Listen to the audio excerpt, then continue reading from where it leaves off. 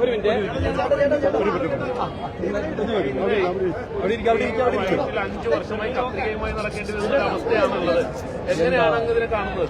അല്ല, ഇതിനു മുമ്പ് തന്നെ നമ്മള് ഈ വിഷയങ്ങളെല്ലാം നിയമസഭയിൽ പറഞ്ഞതാണ്. ഞാൻ പറഞ്ഞു, കേരളത്തിൽ ഒരു സംഭവമല്ല ഉണ്ടായിരിക്കുന്നത്, നിരവധി സംഭവങ്ങളാണ് ഇതുപോലെ ഉണ്ടായിരിക്കുന്നത്. ഇതിലൊക്കെ വളരെ അവഗണന നിറഞ്ഞ സമീപനമാണ് ആരോഗ്യവകുപ്പിന്റെ ഭാഗത്തുനിന്നുണ്ടായിരിക്കുന്നത്.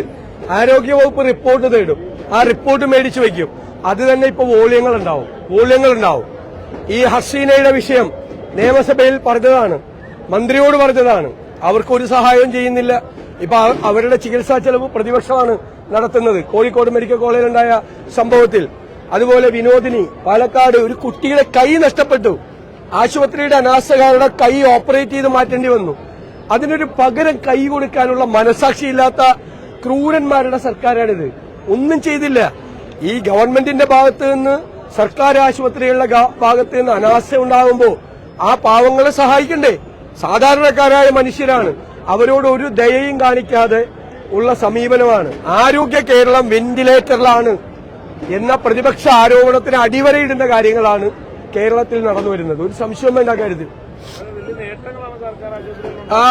അതൊക്കെ പറയാം. ഇപ്പൊ മെഡിക്കൽ കോളേജുകളിൽ, കേരളത്തിലെ പല മെഡിക്കൽ കോളേജുകളും സാധാരണ താലൂക്ക് ആശുപത്രിയിൽ നിന്നും ജില്ലാ ആശുപത്രിയിൽ നിന്നും മെഡിക്കൽ കോളേജിലേക്ക് റെഫറൻസാ. ഇവിടെ മെഡിക്കൽ കോളേജിൽ ചെന്നാൽ, പേഷ്യന്റ് ചെന്നാൽ താലൂക്ക് ആശുപത്രിയിലേക്കും ജില്ലാ ആശുപത്രിയിലേക്ക് റിവേഴ്സ് റെഫറൻസ് ആണ്. കാസർഗോഡ്, വയനാട് മെഡിക്കൽ കോളേജുകളിലെല്ലാം. പാലക്കാട് മെഡിക്കൽ കോളേജ് UDF കൊണ്ടുവന്നാണ്. അത് ആകെ അനിശ്ചിതത്വത്തിലായി, ഒരുപാട് പ്രശ്നങ്ങൾ.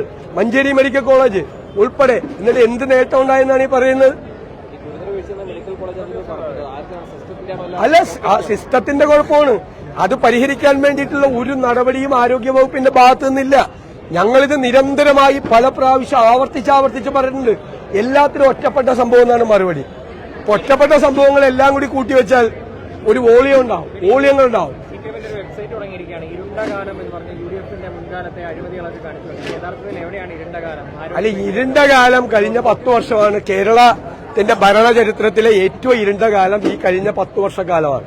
ഒരു നാടിന്റെ ഏറ്റവും വലിയ ഘടന സമ്പദ്ഘടനയാണ്. ആ സമ്പദ്ഘടന നട്ടെല്ല് തകർത്ത് തരിപ്പണമാക്കിയിട്ടാണ് ഇവർ പോകുന്നത്. എന്നിട്ട് പോണ പോക്കിൽ കോടികളാണ് ജനങ്ങളുടെ നികുതി പണം എടുത്തിട്ട് തെരഞ്ഞെടുപ്പിന് വേണ്ടി പ്രചരണം നടത്തുന്നത്. കേരളം മുഴുവൻ വ്യാപകമായി കോടികൾ ചെലവാക്കി പ്രചരണമാണ് സർക്കാരിന്റെ ചെലവിൽ. അതായത് നമ്മുടെ നികുതി പണം എടുത്ത് സർവേ, നവകേരള സർവേ കോടതി അവസാനിപ്പിച്ചു.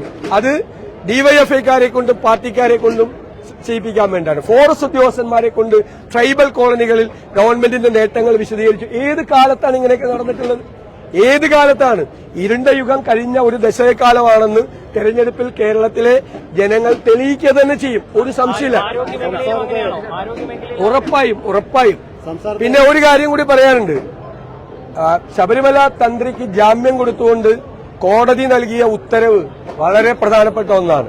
ജനുവരി 11-ാം തീയതി ഞാൻ മാധ്യമങ്ങളോട് പറഞ്ഞു, തന്ത്രിയെ പോലെ ഒരാളെ അറസ്റ്റ് ചെയ്യുമ്പോൾ എന്ത് കാരണത്തിലാണ് അറസ്റ്റ് ചെയ്യുന്നത്? അദ്ദേഹത്തിന്റെ പങ്കാളിത്തം, ഒരു കുറ്റകൃത്യം ചെയ്യുന്നതിൽ അദ്ദേഹത്തിന്റെ പങ്കാളിത്തം എന്താണ് എന്ന് വ്യക്തമായി പൊതുസമൂഹത്തോട് പറയേണ്ട ബാധ്യത SITക്കുണ്ട്. പറഞ്ഞില്ലേ? ആ റിമാൻഡ് റിപ്പോർട്ട് വായിച്ചാൽ അത് വിശദമായി പറയുന്നില്ല. മന്ത്രിയെ അറസ്റ്റ് ചെയ്താലും, മുൻ മന്ത്രിയെ അറസ്റ്റ് ചെയ്താലും, തന്ത്രിയെ അറസ്റ്റ് ചെയ്താലും എന്ത് കാരണത്തിന്റെ പേരിലാണ്, അവർക്ക് എന്ത് പങ്കാളിത്തമാണ് അതിനകത്തുള്ളത് എന്ന് പറയണം എന്ന് പ്രതിപക്ഷം പറഞ്ഞിട്ടുണ്ടായിരുന്നു. ജനുവരി 11-ാം തീയതി നിങ്ങളുടെ കയ്യിലൊക്കെ ലൈബ്രറിയിൽ കാണുമല്ലോ. അത് ജനുവരി 11-ാം തീയതി ഞാൻ തന്നെ പറഞ്ഞു. ഇപ്പൊ കോടതി അത് തന്നെയാണ് പറഞ്ഞിരിക്കുന്നത്. എന്താ പറഞ്ഞിരിക്കുന്നത്? അത് കുറെ കൂടി വിശാലമായി പറഞ്ഞിരിക്കുന്നു. ഒരു തെളിവുമില്ലാതെ ഈ ഒരു കുറ്റകൃത്യത്തിൽ ഒരു പങ്കാളിത്തവും ഇല്ലാതെ ശബരിമല തന്ത്രിയെ പോലെ ഒരാളെ 41 ദിവസം ജയിലിലിട്ടത് എന്തിനാണ് എന്ന് SIT പറയണം.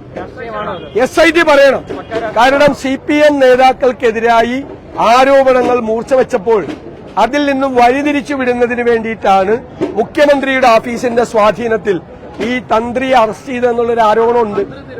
അല്ല, ഞാൻ നിരപരാധിയാണെന്നല്ലല്ലോ ഞാൻ പറഞ്ഞത്. ഒരാളെ തന്ത്രിയെ പോലെ ഒരാളെ അറസ്റ്റ് ചെയ്യുമ്പോൾ എന്താണ് അദ്ദേഹത്തിന്റെ പങ്കാളിത്തം, എന്ത് കുറ്റകൃത്യമാണ് അദ്ദേഹം ചെയ്തിട്ടുള്ളത്, ഏത് ഒഫൻസാണ് ചെയ്തിട്ടുള്ളത്, ഏത് സെക്ഷനാണ് അദ്ദേഹത്തിനെതിരായി അട്രാക്ട് ചെയ്യപ്പെടുന്നത് എന്ന് പറയണ്ടേ? പറഞ്ഞില്ല. അതെന്നെ കോടതി പറഞ്ഞത്. കോടതി പറഞ്ഞത് അയോട്ട ഓഫ് എവിഡൻസ് പോലും ഇല്ലെന്ന, തെളിവിന്റെ ഒരു അംശം പോലും ഇല്ല എന്നാ പറഞ്ഞത്. അതുകൊണ്ട് ഈ അന്വേഷിക്കുന്ന കേസ് സൂപ്പർവിഷൻ ഡിവിഷൻ ബെഞ്ചിന്റെയാണ്. ആ ഡിവിഷൻ ബെഞ്ച് ഗൌരവതരമായി എന്തുകൊണ്ടാണ് തന്ത്രിയെ അറസ്റ്റ് ചെയ്യാനുള്ള കാരണം എന്ന് അന്വേഷിക്കണം. ആ SIT പൊതുസമൂഹത്തോട് പറയണം.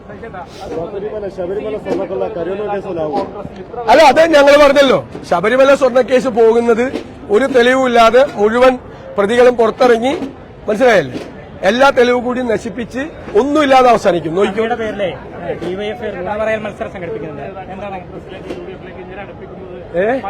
പ്രശ്നം ഉണ്ടാവില്ല. ഈ CPM വിട്ടുവരുന്ന നേതാക്കൾക്ക് ഇത്ര വലിയ സ്വീകാര്യത കൊടുക്കുന്നത് മറ്റ് പ്രവർത്തകരെ അസ്വസ്ഥരാക്കില്ല. അല്ല, നിങ്ങൾക്ക് എന്തിനാ അത്ര അസ്വസ്ഥത?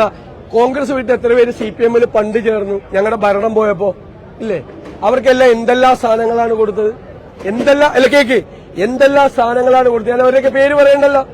എന്തെല്ലാം സാധനങ്ങൾ കോൺഗ്രസ് വിട്ട് CPM ചേർന്ന ആ ഒരു മുതിർന്ന നേതാക്കളല്ല, രണ്ടാം നിരയിലും മൂന്നാം നിരയിലും പ്രവർത്തിക്കുന്ന കോൺഗ്രസുകാർക്ക് ഈ ഭരണത്തിൽ തന്നെ പങ്കാളിത്തം കൊടുത്തല്ലോ. കോൺഗ്രസ് വിട്ടുപോയവർക്കെതിരെ കോൺഗ്രസിൽ ആരെങ്കിലും ചേരുമ്പോൾ എന്തിനാ ഇത്ര അസ്വസ്ഥത? അല്ലല്ല, ഞങ്ങള് CPM വിട്ട് കോൺഗ്രസിലേക്ക് ആരെങ്കിലും വന്നാ വരണ്ടെന്ന് പറയണം. ആരോഗ്യ മേഖലയിലെ പ്രശ്നങ്ങളിൽ കോഴിക്കോടത്ത് അതേ തന്നെയാണ് ഇപ്പോൾ വണ്ടാനം മെഡിക്കൽ കോളേജിൽ ആവർത്തിച്ചിരിക്കുന്നത്. അതിൽ അങ്ങനെ ഇത് ഒന്നും രണ്ട് സംഭവങ്ങളല്ലെന്നേ. സംസ്ഥാനത്തുടനീളം ഞാൻ പറയില്ലേ, 4ാം ക്ലാസ്സിൽ പഠിക്കുന്ന വിനോദിനിക്കുണ്ടായ സംഭവം തൊട്ട് നിരവധി സംഭവങ്ങളാണ് നെയ്യാറ്റിക്കരയിൽ, അല്ലെ, വിവിധ ഭാഗങ്ങളിൽ, കേരളത്തിന്റെ വിവിധ ഭാഗങ്ങളിൽ നിരവധിയായ സംഭവങ്ങളാണ്. ഞാൻ പറഞ്ഞല്ലോ. സമരം സംഘടിപ്പിക്കുന്നുണ്ട്. എന്താണ് അങ്ങയുടെ?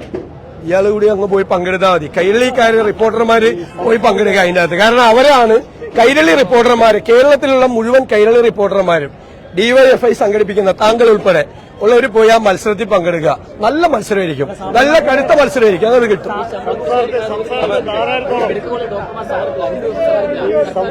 സർക്കാർ അവരോട് ചർച്ച ചെയ്ത് തീർക്കണം. ആരോഗ്യരംഗം അല്ലെങ്കിൽ തന്നെ പ്രശ്നത്തിലാണ്. ഈ ഡോക്ടർമാരുടെ സമരവും കൂടി ആവുമ്പോൾ താങ്ങാൻ പറ്റാതാവും. ആലുവയിലെ കുരുക്ക് മാറ്റാൻ ഗവൺമെന്റ് വരുമ്പോ ഒരു തീരുമാനം എടുക്കുന്നത് ഉറപ്പായിട്ട് UDF ഗവൺമെന്റ് വരുമ്പോൾ തീരുമാനം എടുക്കും. പ്രതിപക്ഷത്തിലൂടെ അഭിപ്രായം കേട്ടാണ് പാർസൽ എന്നിട്ടാണ് ആരോട് അഭിപ്രായം പറഞ്ഞു? പ്രതിപക്ഷം ബാർ ഉടമകൾ വന്ന് പറയുന്നതാണ് ഞങ്ങളുടെ അഭിപ്രായമായിട്ട് കണക്കാക്കുന്നത്. അതാണ് എന്റെ ചോദ്യം. മന്ത്രി രാജേഷ് എക്സൈസ് മന്ത്രിയാ, അദ്ദേഹം പ്രതിപക്ഷത്ത് ആരോടെങ്കിലും സംസാരിച്ചിട്ടുണ്ടോ? ഇല്ലല്ലോ. ഞങ്ങൾ ബാർ ഉടമകൾ പറഞ്ഞാൽ ഞങ്ങളുടെ അഭിപ്രായമാണ് എങ്ങനെ? അത്രേ ഞാൻ ചോദിച്ചുള്ളൂ.